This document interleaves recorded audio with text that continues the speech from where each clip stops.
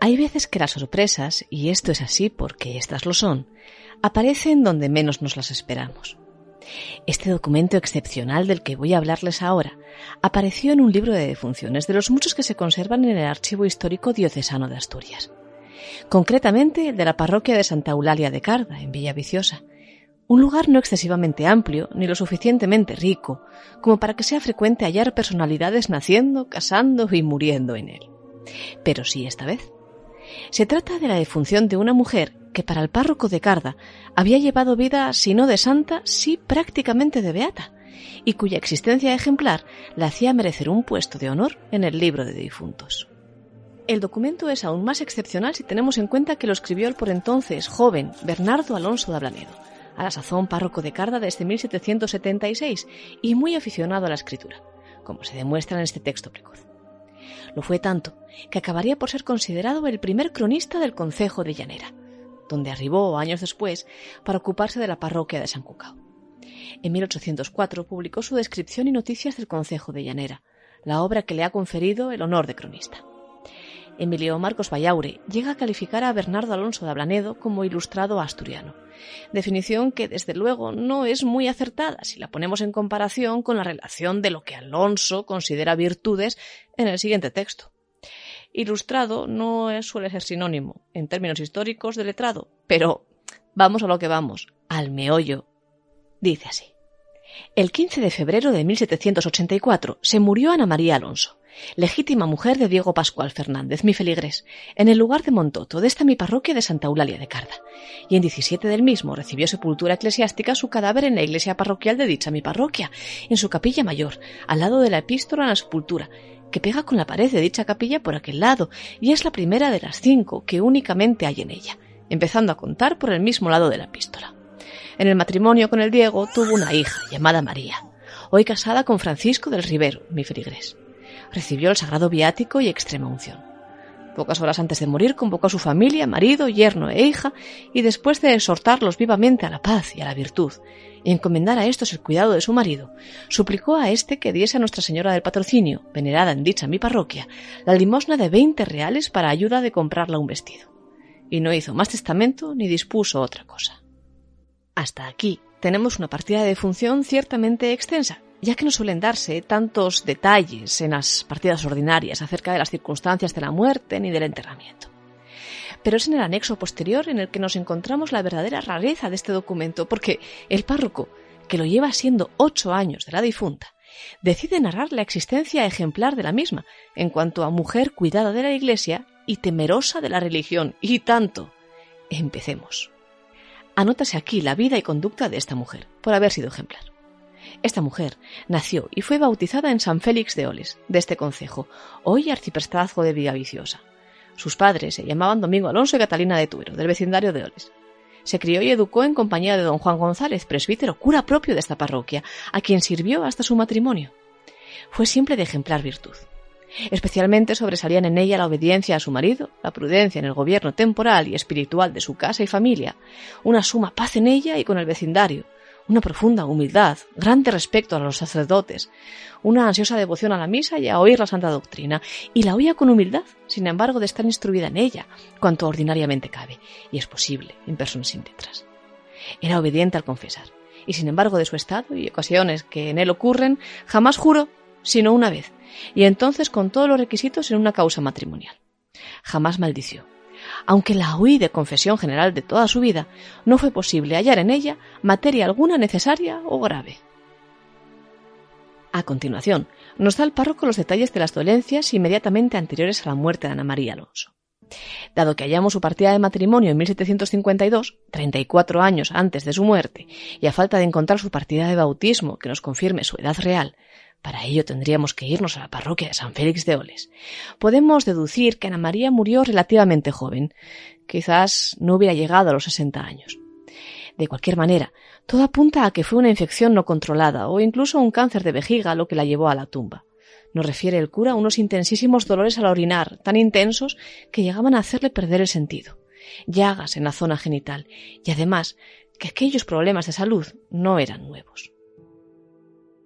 Por espacio de 2 años antes de su muerte, padeció con paciencia intensísimos dolores de mal de orina, hasta quedar toda llagada, y mucho tiempo antes padeció y sufrió lo mismo, aunque con menos dolor, pero con la misma paciencia. Y solo le faltaba para la más heroica paciencia el grado de gozarse en sus trabajos y dolores, y aunque, según su irracional apetito y voluntad inferior, lo sentía, y quejaba en sus 2 últimos años, porque en ellos llegaron a serle muy intensos, tanto que varias veces la imposibilitaban para toda acción humana y la dejaban sin uso alguno de la razón. No obstante, siempre conservó en ellos una buena conformidad con la voluntad de Dios y una resignación amorosa, según su voluntad y apetito racional o superior. Ana María, obviamente muy frecuentadora de misa y de confesión, mostraba tal humildad hacia su persona que solía negarse a que le fuera suministrada la comunión, por no considerarse digna de ella.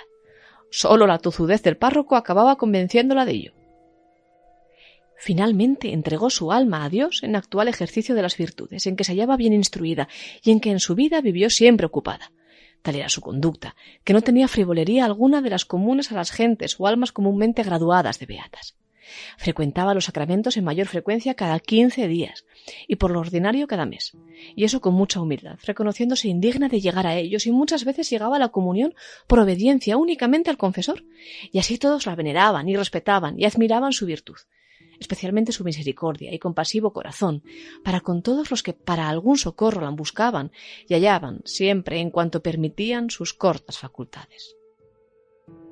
En tanto en cuanto la declaración de santidad correspondía y corresponde aún, y de forma bastante compleja además, exigiendo además la consecución de 2 milagros, o en su defecto un milagro y haber muerto como mártir, tan solo al sumo pontífice, nuestro párroco desea dejar claro en el siguiente párrafo que no quiere con este texto incurrir en aquello en lo que no le llaman, sino tan solo, únicamente, destacar las virtudes de Ana María Alonso.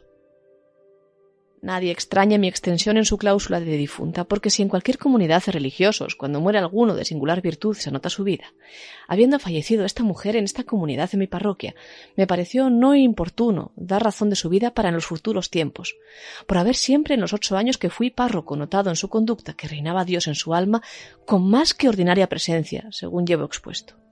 Y eso según y en mi muy limitado juicio, que someto y rindo al de Dios y la Iglesia, y no es mi ánimo de graduarla de santa, sino únicamente exponer aquí mi tal cual juicio cerca de su vida.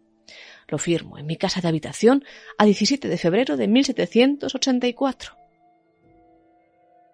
Pero no acaba aquí la cosa.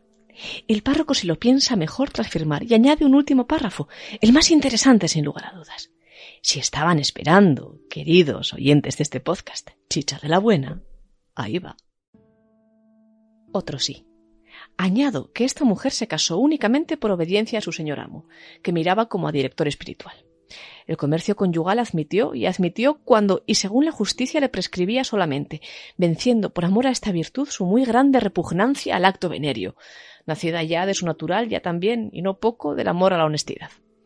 Su pasión dominante era la ira, mas sin embargo sofocaba y refrenaba en sí perfectamente los ímpetus de esta pasión, y solamente se manifestaban en la mutación de su semblante, aunque su condición era en extremo iracunda. Y para con los demás domésticos y extraños, observaba perfectamente el proverbio de Salomón al capítulo 15, responsio mollis mitigat iram, pues con su dulce y suave trato mitigaba a cualquiera persona airada. Finalmente curó esta mujer, y vistió su cuerpo, con un apero, y un buen cilicio por muchos años, y observó sin un perfecto ayuno en todos los días de su vida, a lo menos una perfecta abstinencia. Así me consta por haber sido de 8 años acá su párroco y confesor, y tenerla por vecina, muy inmediata a mi casa de habitación. Lo firmo dichos día, mes y año. Es decir, que a la buena Ana María el acto carnal le causaba tanta irritación que pasó no pocos años con la ira amargándole el semblante, hasta que, finalmente, y presuponemos que cuando cumple con su objetivo de dar heredera al matrimonio, se encierra en la más absoluta castidad y culto al dolor. Y es que el uso del cilicio, entendido como una túnica de áspera tela raída y sucia que irritaba la piel y generaba por su inmundicia frecuentes erupciones cutáneas, siempre había sido muy polémico. Hubo eclesiásticos que desaprobaban su uso por creer que aquello favorecía a la vanidad de quien, atormentado por voluntad propia, escapaba al común de los mortales para erigirse en adalid del sufrimiento. Ana María usaría el cilicio y la abstinencia seguramente para prevenir la lujuria, aunque hubiera hecho escasa gala de ella anteriormente.